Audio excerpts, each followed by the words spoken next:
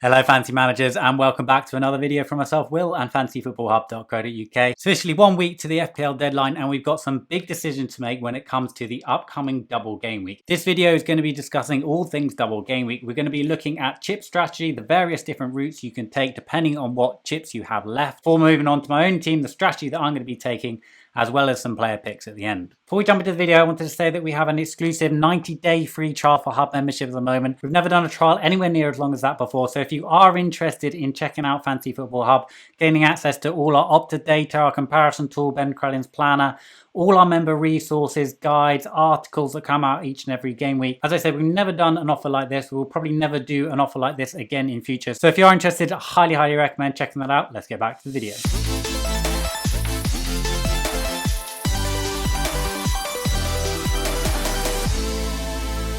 Before we jump into double game week strategy, just a reminder of the upcoming fixtures, and we've got 4 teams that have a double in game week 30 plus.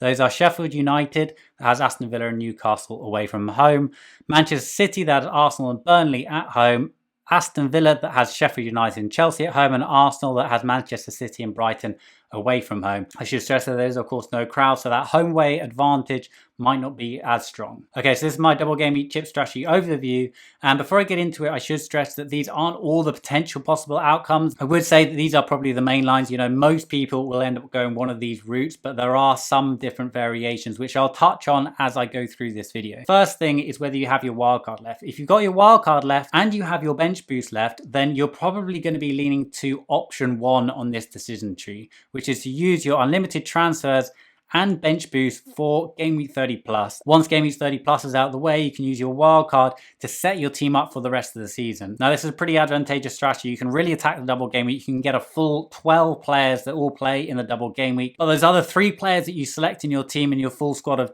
15 that you'll have will also have a very favorable fixture. Once that double game week has passed, then you can set your team up for the rest of the season. Okay, moving on to the second strategy there, and this would occur if you have your wildcard but you don't have your bench boost.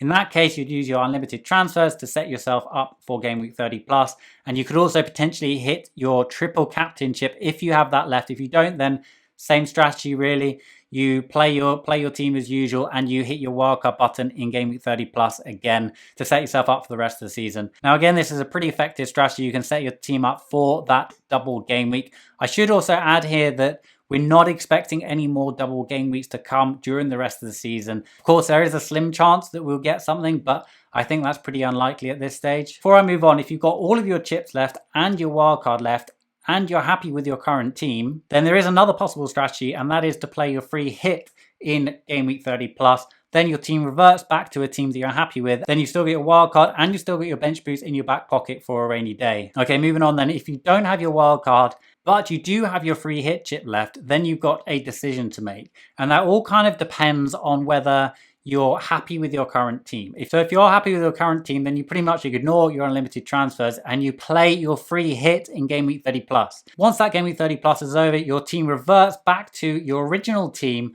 the team that you're happy with, and that team plays out for the rest of the season.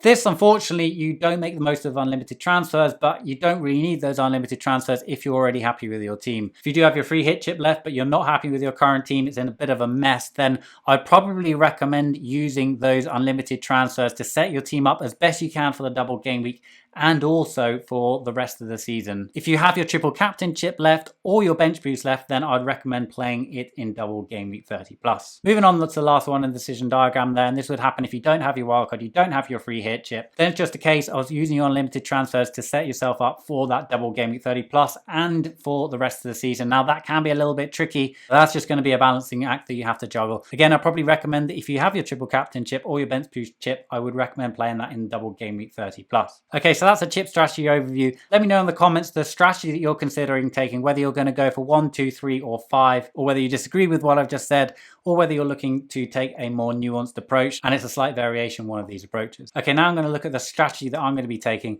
This is my current team. Now, I actually played my wild card in the double game week that never happened when Manchester City and Arsenal were supposed to have a double game week. So I didn't really get the benefit of the wildcard, and of course now I don't get the benefit of the wildcard either. But to be honest, I'm just glad FPL is back. So I'm not going to go through my whole team. I just say that, you know, I'm pretty happy with it across the board. If I were to use my unlimited transfers, I probably wouldn't be having Otamendi. I probably wouldn't be having Jota. I might look at the likes of, you know, more nailed on players like Vardy potentially, also like the look of Rashford, might also get Harry Maguire in there. I think what you really want to focus on is players that are one, nailed on, two, have a lot to play for, you know, those that are in relegation scraps, those that are going for European spots. But overall, I'm happy with this team. I don't have my wildcard, but I do have my free hit chip left. So if we go quickly back to the decision tree, that means that I fall in number 3. I play my free hit in game week 30 plus. My team reverts back to my original team for game week 31 plus. So before I move on to my potential free hit team, I do think it's worth just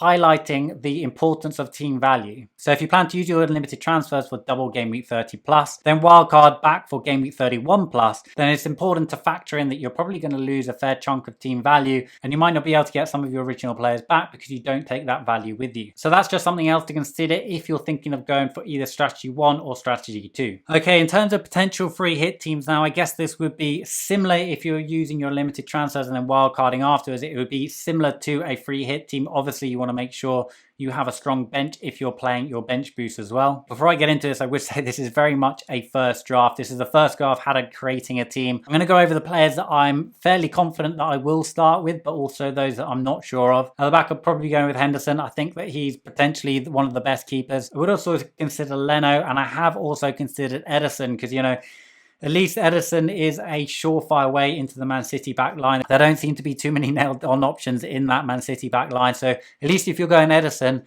you are sort of guaranteed those starts. I've also gone for 2 more Sheffield United defenders in Stevens and Lundstrom. Now, Lundstrom is a little bit of a roll of the dice. You don't know that he's going to get the minutes. And in fact, I'll probably bet that he definitely won't get, you know, the full 180 minutes. But, you know, even if he gets 100 minutes to 120 minutes, he's more than capable in that time of justifying a place in my team. He's more than capable of getting a goal and assist. He's far from setting my team, and I might go somewhere else. I do quite like having the triple Sheffield United defence. You know, I think their defence is really solid. It's proven really solid all season. I think they've got a couple of good fixtures, and I'm more than happy to triple up in defence. Whether that's 3 of their defenders or 2 of their defenders plus Henderson, I'm not sure on yet. I've also gone for David Luiz there, and I think there are a couple of options in the Arsenal backline that people aren't necessarily considering, David Luiz being one of them. The thing I like about David Luiz is that he's the most guaranteed to start in that Arteta backline, which has been proven to shore up defensively. Now, that's not to say that David Luiz won't come back and get a red card, but I do think that he is an option. He's definitely not guaranteed in my team. There are potential other options from Arsenal that I might consider. Also might go for someone like Target from Aston Villa. I think that he's a good shout as well. The other 2 players in defence there, Kelly and Rico, are just bench fodder, who will obviously come into play if one of my double game week players doesn't play at all. In midfield is probably an area that I'm a little more sure on. I'm 100% set on Grealish. You know, he's exactly what you want in a double game week. He's a really fit guy, so you're going to expect you're going to get a lot of minutes. He's also the talisman for a team that is scrapping out for that relegation battle. Similar to De Bruyne, is he going to get the 180 minutes? Probably not, but he is central to that Man City attacking juggernaut. Sterling is a little bit of a dark horse. I do quite like him. You know, there are rumours that he's been playing quite well in training and he looks up for it, and